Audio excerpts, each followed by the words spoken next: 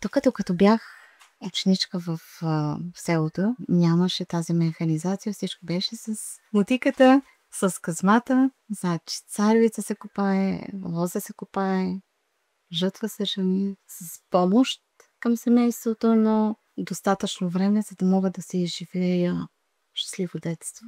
Моите учители, тези, които не бяха от селото, бяха на квартира. Дори с техните деца сме играли на жуменка. До късно. На дама, на ластик. Не се сърди, човече. Шах също играехме. Аз книгите задължително съм ги четяла. Нямам нищо. Тъмно се играе навън на жуменка и след това мога да се прибера спокойно да чета примерно до 1-2 часа, защото след това беше любимо удоволствие. Гледали сме биволи, гледали сме овце, гледали сме магари. И последното, което сме гледали, е една крава, защото дядо ми вече не можеше да се справя. И аз последните години отивам на едно място извън селото, където ни е била кошарата. Там сядам до дървото, аз чета книга, с кравата все покрай мен. Опряла съм се на дънера на дървото. Страхотна сила усещаш. Страхотна сила и сега заради това искам, колкото може, повече хора се върнат към корена си. Защото те са силни там, където е корена. Исках да завърша ветеринарния техникум в Ловеч, обаче се оказа, че е далече за нас. Заради това се ориентирах към икономиката. Завършила съм икономически техникум и съответно икономически институт в Свищов. Но това също ми допада. Това са цифри, към които аз съм много спокойна, защото много помня, много цифри помня. То си е вродено си ми е. Смятах, че мога да бъда полезна на селото и когато кметския наместник се разболя, ме поканиха. Аз с одобрението на мъжа ми и на сина станах кмет. Колебайк се преди да започна, но те казаха, ето, идваш си на село, имаш и какво да правиш. И заради това си върнах. Август месец 2022. Минаха кметски избори и в момента съм първия мандат кмет на село Лик. Кмета работи 24 часа в денонощието, 30 или 31 дни в месеца, 365 или 366 годината. Той е на разположение нон-стоп. Винаги имаме служебен телефон, в който няма начин да откажеш разговор. Дори да е в 2 часа през нощта. Започвайки като кмет си наясно с какво трябва да се справиш. Наясно, грубо казано. След това разбираш в процеса на работа, но знаеш се задълженията. Знаеш отговорностите и трябва да ги спазваш, защото хората разчитат на те. При условие, че искаш да бъдеш полезен без да искаш нещо в замяна, за мен е удоволствие, не е предизвикателство. Искам хората да се почувстват зачитани, уважавани, разбирани. Да покажеш, че можеш всеки да проговориш, да кажеш нещо и да се чувстваш удовлетворен от малкото, което си свършил, защото при нас правомощията не са чак толкова големи, но всичко възможно правят да могат хората да се чувстват наистина хора. Около 300 квадрата е шафрана. С зимата се виждат игличките, а сега само луковичката е жива. Интересно е, хубаво и е приятно, когато сутрин видиш лилавия цвят, е така от нищото дошъл. А пък и аромат е страхотен. Значи, освен за чай, за ориз задължително се ползва. Мога да поставя и в кювече от шафрана, защото аромата не е толкова силен, но е различен.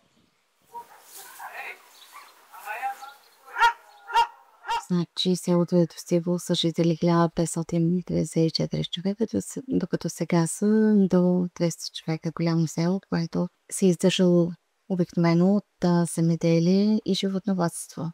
Всичките тези върхове, които се виждат, бяха пълни с лозя. Моята баба, примерно, като ходихме да копаем на лоз, питаше, докъде стигнахте, до камъка стигнаха ли? И тя знаеше, щом като сме стигнали до камъка, значи в другия ден имаме работа в обяд и се прибираме. При възрастните хора има много мъдрост, която е придобита с времето, но това, което ни е предадено от тях, е много важно за нас. И за развитието ни, и за предаването на навиците към по-младите. Значи те бяха не се разпотребили хора. Хора, които бяха отдадени на свестото, на земята. Тя до 95 години беше в градината и казваше, че в момента, в който хване дръжката на мотиката, просто силата й се връща. Представете ли си? И понеже не виждаше в последните години, когато пиевеше пепера, тя опикваше с ръка, за да може да и усещаше кое е плевела, кое е. Абсолютно автентична престилка, която е от нашия край. И вълненик. Вълненика с багрите, с шарките.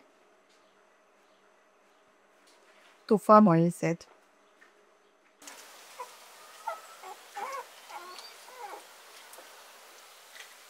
Значи кучето е едно от животните, което е абсолютно предано на собственика си. Получаваш топлотата и разбирането и приятелството, ако трябва. Мъжа ми сина ми основно се занимава с бране, те са ловци на тръфли и кучета са основни помощници. Те намират местата, където има трюфел, който трюфел те откриват по мирисмата. Кучето не се е трюфел, трябва да му дадеш награда, защото той ти го носи в ръката. И като това не си, отново получава награда и отново отива да търси. И това е връзката животно-човек, която е много такава приятна. До 40 ден кучета са при майка си. И след това вече започва обучението. Това е летният трюфел.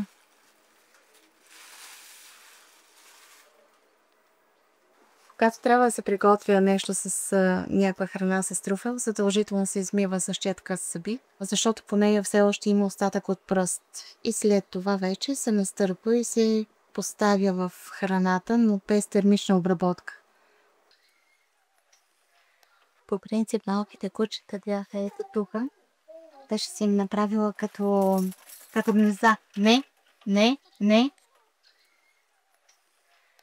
Но когато започна дъжда и тя ги пренесе всичките тук. Защото не беше кой знае колко страшен на дъжда, но ги намокри и тя ги пазеше. Като майка. Тя си е майка.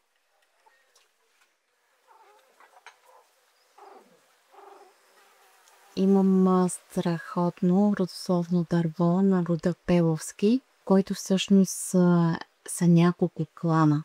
Те започват от Русе, има в Угърчин и тук в нашия край. Значи родословното дърво започва някъде от 1600 година. И точно от този 130 годишния дядо, на който миналата година откриха надгробния му камък в селото. Но не е доказано още от султанските фермани, защото до освобождението ни от турско робство ние не сме имали никакви регистри.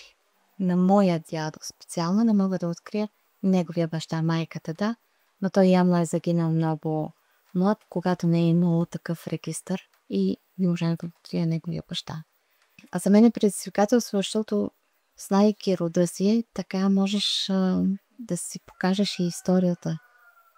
И можеш да я свържеш с историята на България.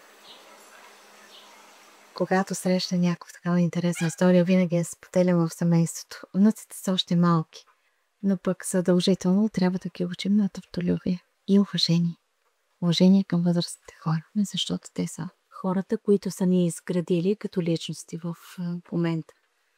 Значи сина ми задължително си пребивава и тук, но неговата дейност е основно в града. Дъщеря ми живее също на село. Внук ми вече храни кравите, защото имат 6 крави и 7 телета. Той на 5 годинки вече се качи на сламник или сая, или не знам по какъв начин. Това е сградата, в която събираме храна за зимата. На 5 годинки се качи, за да пусне отгоре бабата с шуйцерна за храна на кравите. Значи тази привързаност към животните е задължително и то е и риболовец, рибар. От 10 години, но по край Искъра съвсем спокойно ходи и лови риба. Да, обичат природата. Колко се стараем за нашите деца, но мисля, че сме ги възпитали по този начин. И колкото повече хора милеят, нали, за нас, за родното, толкова по-хубаво.